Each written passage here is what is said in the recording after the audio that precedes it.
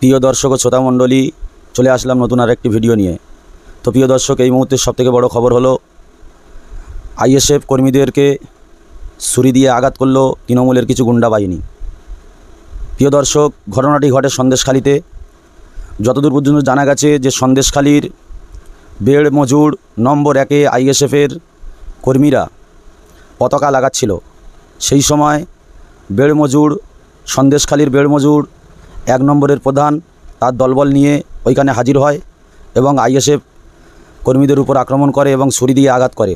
চলুন দেখে আসি সেই ভিডিও।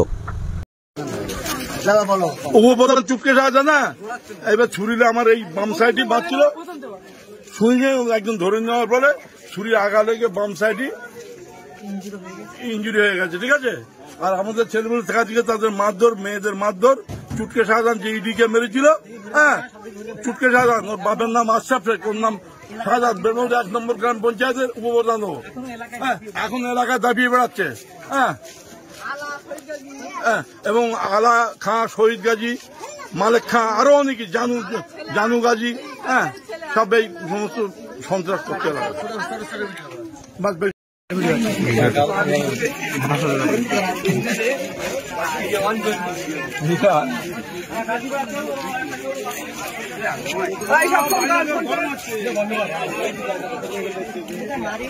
अरे ये तो टीवी नहीं बोला। हाँ बोलते हो।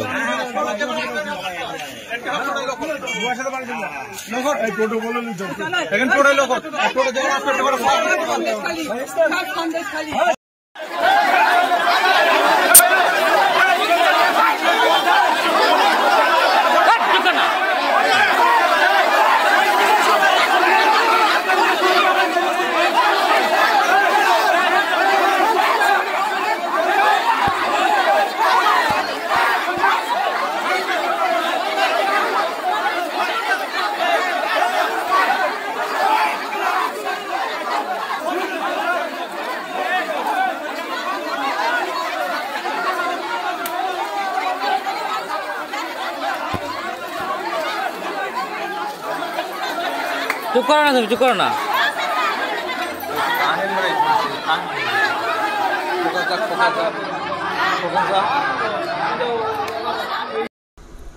প্রিয় দর্শক ও শ্রোতা মণ্ডলী, প্রতিদিন আইএসএফের বিভিন্ন ধরনের খবর পেতে ভাইজান মিডিয়া চ্যানেলটি সাবস্ক্রাইব করে রাখুন এবং আইএসএফ নিউজ কলকাতা চ্যানেলটি সাবস্ক্রাইব করে সঙ্গে থাকুন পরবর্তী ভিডিও পাওয়ার জন্য।